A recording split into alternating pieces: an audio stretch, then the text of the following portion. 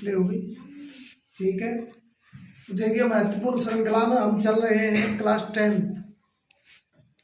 10th का हम पढ़ा रहे तीसरा चैप्टर धातु और अधातु केमिस्ट्री। डेली एक चैप्टर हम कराएंगे, फिर मॉडल भी कराएंगे धीरे धीरे। और हमारी दिक्कत यह है कि हमें चीज़ें कितने समय में निपटानी है, 10, 15, 20 मिनट में लास्ट निपटानी होती है। उनको जीबी और पता नहीं नेट वेट का अभाव रहता है। तो आओ चलते हैं चैप्टर में महत्वपूर्ण चीजें नोट करते हैं। इस चैप्टर में धातु और अधातुओं के बारे में तो है ही, धातु और अधातुओं का अंतर आ जाता है। अंतर के बारे में पूछ लेता हूं।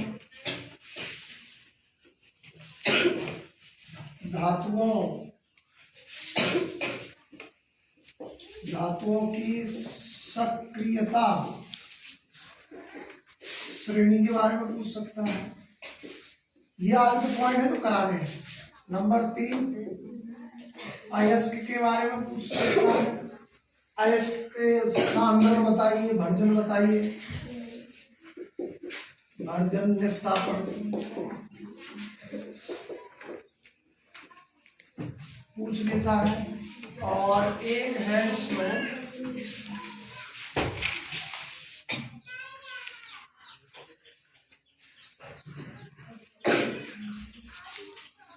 वैद्युत अपघटनी।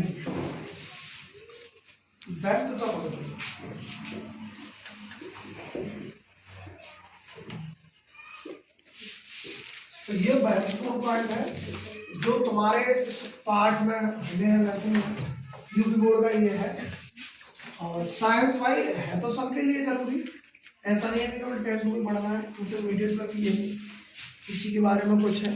तो आप देखें धातु और अधातुओं में टोटल तत्व होते हैं 118 तत्व, जिनमें से 91 धातु पाई गई है, 20 अधातु हैं और 7 जो है उपधातु हैं। धातु मतलब सोना, चांदी, लोहा, ये सब धातु। और अधातु का मतलब है क्या? सल्फर, ऑक्सीजन, नाइट्रोजन, ये क्या होते हैं? अधातु होते हैं। बाकी का आप देखें उपधातु, एंटीमनी, विस्मित, ये उपधातु होते हैं। तो ये है। तो हम अगर इस पॉइंट को करें अंतर वाले को, इसे थोड़ी देर के लिए मिटाते हैं।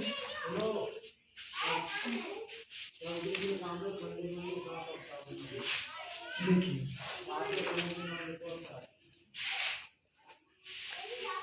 धातु क्या होते हैं? विद्युत के सुचालक होते हैं। क्या होते हैं? सुचालक। और तन्य होते हैं वह आघात वर्धनीय होते हैं। धातु में क्या होता है? इनके ज्वलनांक व क्वथनांक उच्च होते हैं। नंबर 4 इनका घनत्व अधिक होता है। मतलब शब्दों को सेंटेंस बनाने की कोशिश नहीं करोगे तो जीवन में कुछ नहीं कर पाओगे। ठीक है, घनत्व अधिक होता है। अगर ऐसे किसी का धातु का ही इसका मतलब उल्टा हो जाता है। जैसे ये कुचालक होते हैं, ये क्या होते हैं? भंगुर होते हैं। ये क्या होते हैं? भंगुर होते हैं। इनके गलनांक और क्वथनांक क्या होते हैं? कम होते हैं। क्या होते हैं? कम होते हैं। घनत्व भी क्या होता है? कम होता है। ठीक है, तो ये कुछ इनके बारे में डिटेल्स थी। ठीक है, धातु क्या होते हैं? वैद्युत के धातु में वैद्युत प्रवाहित की जाती है ना भैया, ध्यान रखेंगे। और एक धातु होती है जो द्रव अवस्था में पाई जाती है, उसे बोलते हैं मरकरी पारा। मरकरी पारा कहाँ पाई जाती है? तुमने देखा होगा कमरे के ताप पर पाई जाती है, या फिर रोड पे तुम देखो रेगिस्तानों मरीचिका जिस प्रकार से बनती है, मरीचिका बनती है। ठीक है, आप ऐसे समझ रहे हैं। और विद्युत में अधातु में एक केवल ग्रेफाइट जो होती है विद्युत की क्या होती है? सुचालक होती है। ध्यान रखेंगे, एकमात्र है ना। और एक धातु जो होती है ठोस अवस्था में पाई जाती है अधातु, वो होती है आयोडीन। आयोडीन ये अपवाद है कुछ, जैसे ये द्रव अवस्था में पाई जाती है। ठीक है, ये था। तो अब जो दूसरा पॉइंट है वो है इनकी सक्रियता श्रेणी। सक्रियता श्रेणी, इन धातुओं को एक ऐसी श्रृंखला में रखा गया है जिसमें अधिक जो अधिक क्रियाशील होती है वो सबसे पहले, और हाइड्रोजन के बीच में स्थान दिया गया है इंटरमीडिएट के लिए भी। ये बिंदु जो है इम्पोर्टेंट है, इंटरमीडिएट के लिए भी यह बिंदु क्या है, इम्पोर्टेंट है, ध्यान रखना। ठीक है, नीचे कम क्रियाशील धातु जैसे सोना, Au सबसे कम क्रियाशील होता है, सबसे अधिक होता है पोटेशियम। ये सबसे पहले क्रिया करते हैं। तो इसमें क्या बताया जाएगा, श्रेणी में बताया जाएगा कि अधिक विभव वाली धातु कम विभव वाली को अपने क्या देती है, आयन। याद है, धनायन बनाती है धातु, क्या बनाती है, पांचवा पॉइंट धन आयन, और ये ऋणायन बनाती है। उल्टा तो होता ही। तो अधिक क्रियाशील धातु क्या करती है, अपने इलेक्ट्रॉनों का त्याग कर देती है। क्या कर देती है, त्याग कर देती है, नीचे त्याग कर देती है। भाई मान लीजिए इसकी वैल्यू 10 है तो इसकी वैल्यू 9 मान लीजिए, तो ये 10 इससे 1 कम है तो 1 देगा तभी तो इक्वल होगा, है कि नहीं, है ना। तो इधर दे देगा तो ये 9 त्याग देगा। त्यागने की क्रिया को बोला जाता है ऑक्सीकरण। ऑक्सीकरण ध्यान रखें, है ना। और ग्रहण करने वाली क्रिया को बोला जाता है जिसने इलेक्ट्रॉन, मान लीजिए यहाँ पोटेशियम है और ये मान लीजिए सोडियम है, तो ये अपने इलेक्ट्रॉन उसको त्याग देगा। क्या कर देगा, त्याग देगा। तो इसने क्या किया, ऑक्सीकरण किया, ऑक्सीकरण। और इसने ग्रहण किए हैं, इसने क्या किया, इसने त्यागे हैं तो इसके द्वारा ये ऑक्सीकरण, इसने ग्रहण किए हैं तो क्या होगा, यही अपचयन, अपचयन विभव, ऑक्सीकरण विभव। तो धातु का चैप्टर है, अधातु का चैप्टर हो तो धातु में से ध्यान रखना विद्युत की बात होगी। किसकी बात होगी, क्योंकि ये सुचालक होते हैं ना भाई ये। तो श्रेणी के बारे में भी श्रेणी लगाएंगे, अगला पॉइंट पॉज करिए।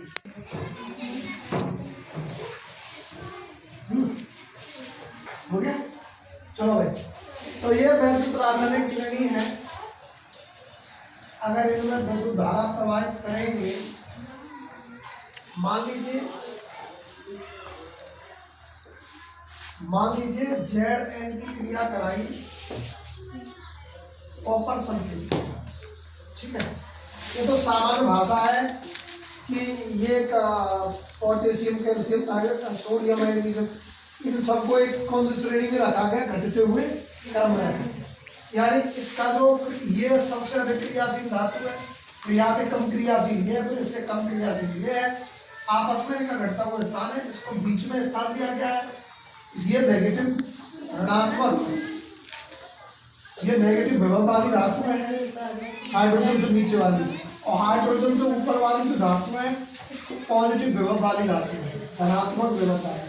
ये क्या करती है, आपस में एक दूसरे को त्यागने की क्रिया है, ऑक्सीकरण विभव कहलाती है, और ग्रहण करने की, त्यागने की क्रिया क्या कहलाती है, विभव में ऑक्सीकरण विभव, ऑक्सीकरण विभव।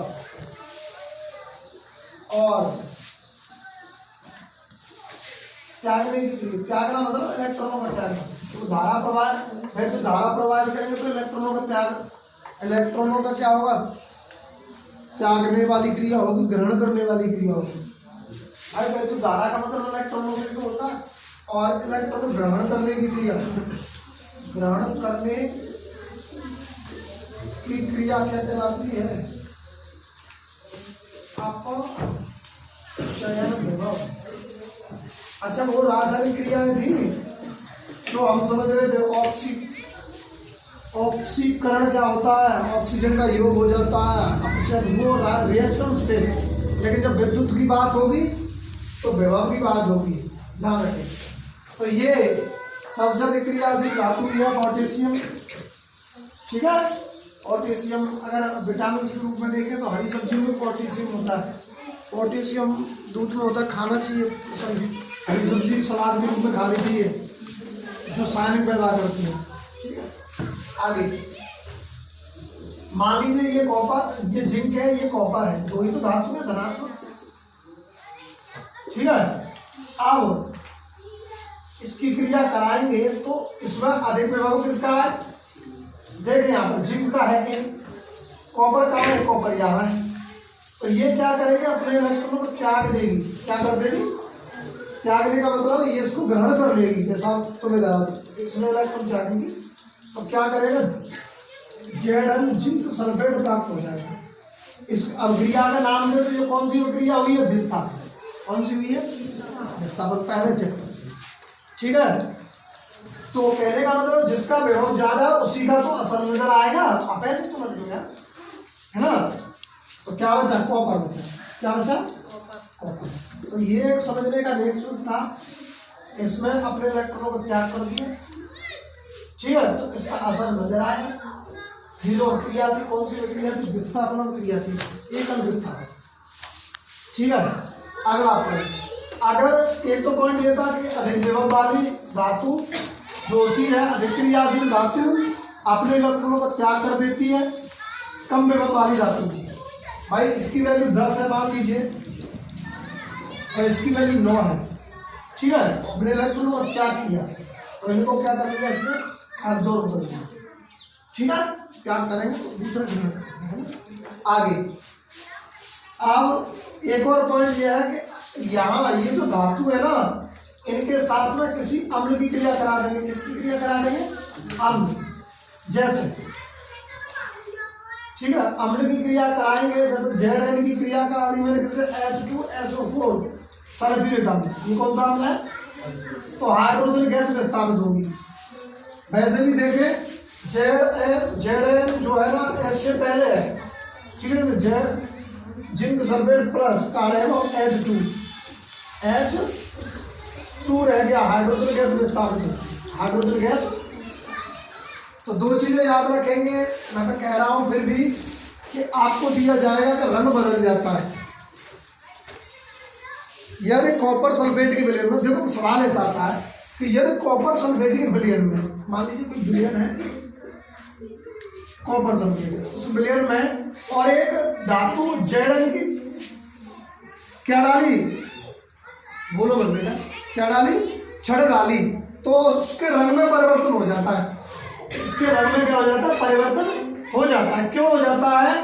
क्योंकि कॉपर सल्फेट जो है वो Zn के विभव से उसका मान कम है, उसका असर कम दिखेगा। भाई असर इसका ज्यादा दिखेगा क्योंकि उसकी विभव ज्यादा है, तो इसका रंग में क्या हो जाएगा? परिवर्तन हो जाता है। क्यों हो जाता है? क्योंकि अधिक विभव वाली धातु कम विभव वाली धातु को क्या कर देती है? अपने इलेक्ट्रॉनों का त्याग कर देती है। तो वैल्यू उसी की तो नजर आएगी, इसलिए इसका रंग फीका पड़ जाता है। ठीक है, रंग में परिवर्तन हो जाता है। ऐसे ही प्रश्न आते हैं।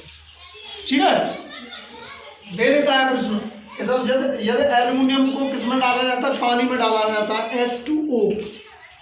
ठीक है, तो क्या होगा? तो तुमने देखा होगा एल्युमिनियम के बर्तन को जब हम पानी को गर्म करते हैं तो सफेद चादर से चढ़ जाती है ना।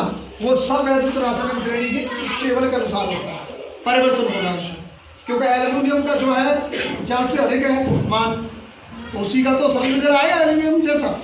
एल्युमिनियम की सफेद चादर तो चढ़ी नजर आती है, ये होता है इसका कारण। ठीक है, तो ये रिएक्शन है, शब्दों को सेंटेंस बनाने की कोशिश करनी है तो समझ में आएगा। ठीक है, और यहाँ मैंने बताया जब किसी धातु की क्रिया किसी अम्ल से कराते हैं, किससे कराते हैं? सोडियम की धातु की क्रिया करा दी HCl, तो ये भी तो अपना पेट में रहता है, तो क्या होगा? Cl इधर आ जाएगा, NaCl नमक बढ़ गया और हाइड्रोजन गैस विस्थापित होगी। आप ऐसे समझ, ठीक है कि नहीं? समझ में आ गई चीजें? ऐसा तुम्हें करना है। तो ये दूसरा पॉइंट था। अगला पॉइंट कल लेके आएंगे हम, किसी परेशान। ठीक है।